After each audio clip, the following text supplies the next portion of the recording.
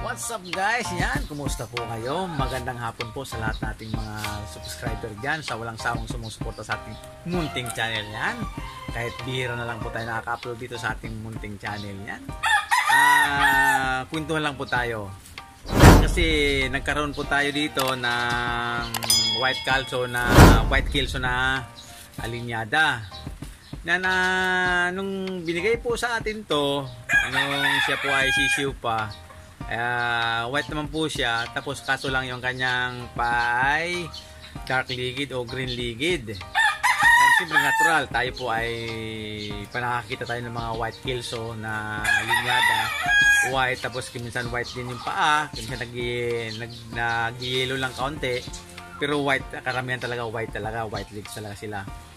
At siyempre, nag-search tayo, nakapanood tayo sa interview ng ating idol na si Sir B-Boy Enriquez na Airborne Game Farm. At yun nga, kwento niya sa interview niya na may nag-abil sa kanya na trayo na white kelso. Tapos siyempre nung pinalahi nila, may mga lumabas nga na dark ligid. At siyempre, tumawag siyempre si Sir B-Boy at nagtanong bakit daw may mga lumabas na mga dark ligid, mga green ligid. Yan. Siyempre tayo naman po ay pag sinabi natin mga white at mga green ligid at akala natin mga white hats yan, Sir ARL po yan, Art Lopez naman po yan, di ba? Kaya itong paliwanag ni Sir B-Boy po, base lang po sa interview, ito yung napanood po sa kanya, na pagsisiw pa po yung white kelso na linyada at pag may naglabas po na mga dark ligid o green ligid, unti-unti po na pumuputi, naging white ligid po pag lumalaki po yung palahi natin ng white kelso. Yan. Siyempre, siguro hinintay din nung nakapag-abil sa kanya trayo, nahintay din na lumaki nga. At ito po ay patunay sa atin dito na nung nabigyan po tayo ni Sir Romel doon po di pa si Game Farm ng white kelso. Nung binigay po sa atin yun, kung nakapanood po nyo, kung sino pa nakapalo sa atin sa TikTok natin, nung nakapost naman po yun, binigay sa atin ay green ligid po. Pero ngayon, inobserbahan ko, ngayon naglulugo na po siya at nagiging puti po. Kaya doon, naniwala po tayo na yung sinasabi ni Sir B-Boy na pag naglalabas po ng dark lig po yung white kelso ay unti-unti po habang lumalaki siya ay nagiging white po niyan. Yan. Tingnan po natin guys ito po ay kung sino man makapanood po nito, sundan nyo kung wala naman ako na-post dito nung maliit pa sila, ating TikTok account po niyan, Sir Sammy Trios SM Backyard po niyan. Panoorin po natin at puntahan po natin ang ating white kelso. What's up guys? Yan. Ito po yung ating white kelso. Ayan. Nakita nyo guys, white ligid po siya. Yung sisipo po siya ay dark ligid o green ligid po siya guys. Yan, galing po tayo kay Don Bonifacio Game Farm, bigay po sa atin yan.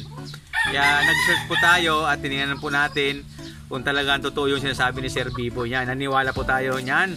Talagang legit po. Yan.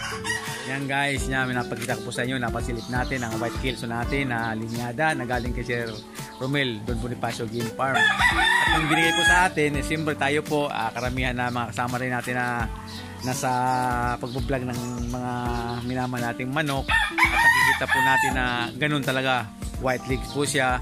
Kung hindi man medyo dilaw konti yung paa, pero karamihan po ganun talaga, white legged po siya ng white kelso.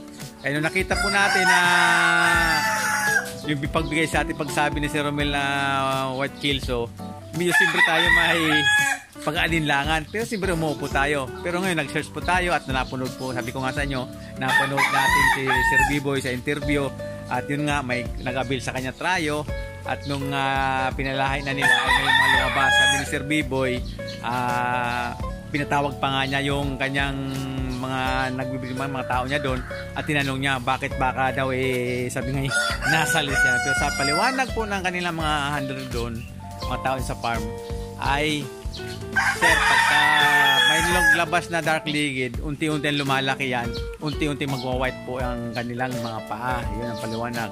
Kaya ito, isa sa patuto po. Yan. Kasi siyempre, yung iba, siyempre parang maghihinala, sabi natin maghihinala, baka hindi talaga na white kelso yung kanilang linyadang nakuha. Yan. Kaya ito sinishare ko lang po, siyempre legit po ang ating idol na Sir B-Boy. At dito po nga nagkaroon po tayo ngayon at sabi nga baka i-partner natin to pag makatapos si Paul Sparky, i-partner natin doon sa ating white kelso. Makatapos na paglugon po kasi naglulugon na po siya niyan, nagmumulting na po. Karamihan po ngayon ng mga bullstag as mga kakatin nagmumulting season ngayon. At ito ngayon, tag-ulan na naman dito sa ating munting backyard. Kita nyo guys. Oh, itong mahirap dito pag sunod-sunod ang ulan. Sabi ko nga ayan, oh, naiipon yung tubig.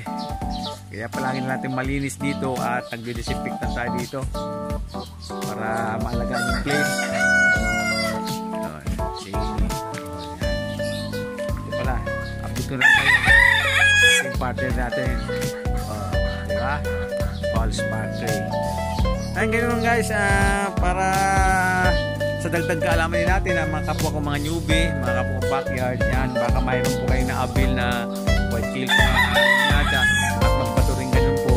At yun ang paliwanag pa, isinishare ko lang sa kanyo, paliwanag ni Sir B-Boy na unti-unti po magbabagol kulay ng kanilang yan. Kinahin ko yung mga po na share ko. Pasilip na kasi dito, may bunga na naman yung grapes natin dito guys.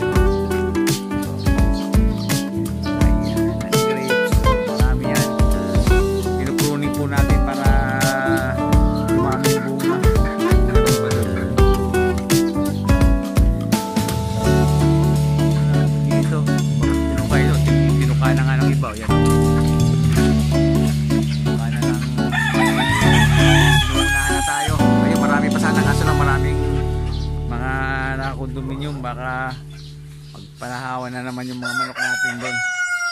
Yan, God bless po sa atin ha. Share mo natin ating kalaman. God bless po sa atin sa lahat at sana po malaya tayo sa anumang kapahamakan ngayon at sa mga darating pang mga araw. I love you all.